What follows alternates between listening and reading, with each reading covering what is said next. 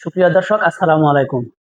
দেখেন, আজকে Iran America এই দুই দেশের যে পাল্টাপাল্টি বক্তব্য বা পাল্টাপাল্টি হামলা, আপনারা জানেন ইতিমধ্যে অনেক দিন হয়ে গেল।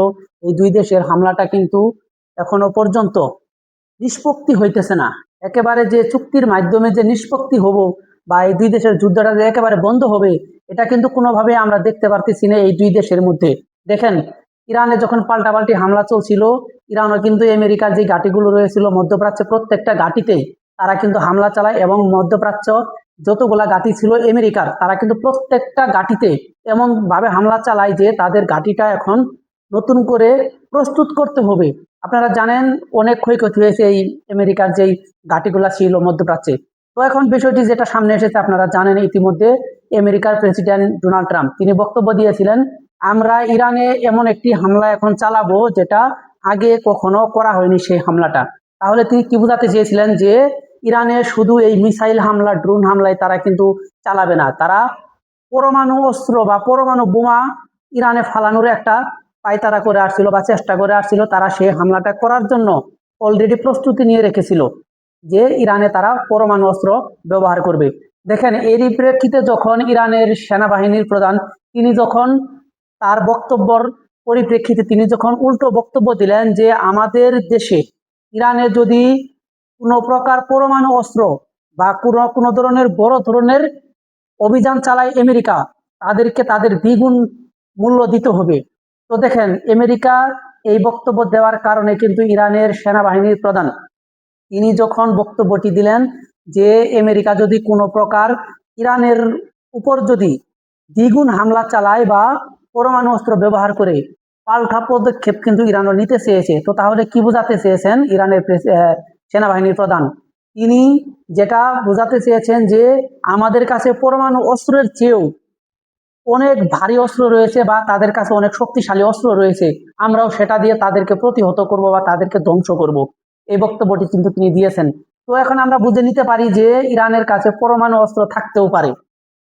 তো ইরানের কাছে যদি পরমাণু অস্ত্র থেকে যায়, আপনারা জানেন তাদের কাছে কিন্তু 60% যেই ইউরেনিয়াম রয়েছে, সেটাকে কিন্তু তারা যে কোনো মুহূর্তে 90% করে তারা কিন্তু পরমাণু অস্ত্র কিন্তু বানিয়ে ফেলতে পারবে, শুধু এক সপ্তাহের ব্যাপার।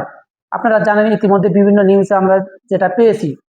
তো দেখেন, আজকে ইরানের হাতে এই 60% যে ইউরেনিয়ামটা রয়েছে, 480 কেজি, এই 480 কেজি ইউরেনিয়াম দিয়ে বিভিন্ন আমরা গণমাধ্যমে বা বিভিন্ন তথ্য অনুসারে আমরা দেখেছি যে 10 থেকে 12টি পরমাণু অস্ত্র বানাতে পারবে ইরান।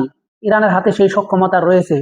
তো দেখেন, যদি ইরান ভুল না করে থাকে, যদি তারা এই ইউরেনিয়াম যদি কোনো প্রকার কোনো দেশের কাছে হস্তান্তর না করে থাকে, আমরা ইতিমধ্যে বিভিন্ন নিউজে দেখেছি যে রাশিয়ার কাছে হস্তান্তর করেছে বা রাশিয়ার কাছে গোপনে হস্তান্তর করে সেখানে সুরক্ষিত রেখেছে।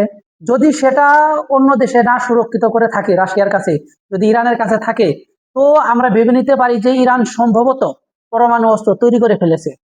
কারণ তাদের এত মনোবল, এত শক্তি কোথা থেকে আসছে? নিশ্চয়ই তাদের কাছে পরমাণু অস্ত্র অবশ্যই আছে। তো আজকে ইরান, ইসরায়েল, আমেরিকা এই তিনটা দেশের ভিতরে আপনারা জানেন দুই দেশ কিন্তু সব সময় ইরানের বিপক্ষে হামলা চালাইছে, ইসরায়েল এবং আমেরিকা। এই দুই দেশও কিন্তু একমাত্র আমেরিকার মাটিতে ইরান হামলা চালাতে পারেনি। আপনারা জানেন আমেরিকা অনেক দূরে, তাদেরকে আক্রমণ করা সম্ভব না। ইসরায়েলের মাটিতে কিন্তু অলরেডি গাজার মতো ইসরায়েল যখন গাজাতে হামলা চালায়, সেই পূর্ণরূপ কিন্তু ইরান ইসরায়েলকেও কিন্তু করেছে। আপনারা যদি লক্ষ্য করেন বিভিন্ন জায়গায় এমন ভাবে হামলা করেছে ইরান ইসরায়েলের মাটিতে, সেখানে পুরো ধ্বংসস্তূপে পরিণত হয়েছে। তো এখন আমরা যেটা সামনে এখন এসেছে, আমেরিকার প্রেসিডেন্ট ডোনাল্ড ট্রাম্প তিনি যে বক্তব্যটি এখন নতুন করে দিয়েছেন যে আমরা ইরানের কাছ থেকে সাড়া পেয়েছি বা বিভিন্ন মুসলিম দেশ তারা আমাদেরকে অনুরোধ করেছে ইরানকে যেন আমরা হামলা না করি বা ইরান আমাদের সাথে সমঝোতায় আসতে তারা অনুরোধ করেছে। এই যে যে বক্তব্যগুলা তিনি দিতেছেন, আমেরিকার প্রেসিডেন্ট ডোনাল্ড ট্রাম্প তিনি এই বারবার মিথ্যাচার বক্তব্যগুলা রাখতেছেন, তার কখন কি বলে সেটা কিন্তু নিজেও জানে না। তো দেখেন, ইরান কখনোই তাদেরকে অনুরোধ করে নাই যে তোমরা আমাদের দেশে হামলা করো না, তোমাদের সাথে আমরা চুক্তিতে যাব। তো দেখেন, আজকে আমেরিকার প্রেসিডেন্টই বারবার একের পর এক বক্তব্য ছাড়তেছে, আমরা ইরানকে ধ্বংস করে দিব, ইরানের উপর আমরা হামলা চালাবো। তো তিনি কিন্তু বড় ধরনের কোনো অভিযান চালাতে পারছে না ইরানের সাথে। আপনারা জানেন ইরানও পাল্টা আক্রমণ করবে। তো এই ভয় কিন্তু ইরান দিয়ে রেখেছে আমেরিকাকে। আমেরিকার প্রেসিডেন্ট সেই ভয়ে ইরানে কিন্তু হামলা চালাতে পারতেছে না, আপনারা জানেন।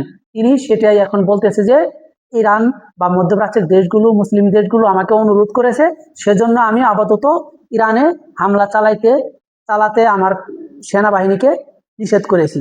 এই যে যখন এই বক্তব্যগুলা তিনি দিতেছেন, সারা বিশ্বের নেতারা এখন বুঝতে পেরেছে যে আসলে ডোনাল্ড ট্রাম্প তিনি কি করতে যাচ্ছে বা তার মেন্টালিটি সমস্যা রয়েছে। এখন আপনারা দেখেন এই মিস্টার ডোনাল্ড ট্রাম্পের কারণে কিন্তু এখন পৃথিবীটা অস্থিরতায় বিরাজ করছে। তো আমরা সবাই চাইবো এই যুদ্ধটা যেন অতি তাড়াতাড়ি নিষ্পত্তি হয়ে যায়, এই যুদ্ধটা যেন আর না থাকে, এটাই আমরা চাই। যদি আমার ভিডিওটি ভালো লেগে থাকে অবশ্যই চ্যানেলটি সাবস্ক্রাইব করবেন, পাশে থাকবেন, শেয়ার করবেন। আসসালামু আলাইকুম।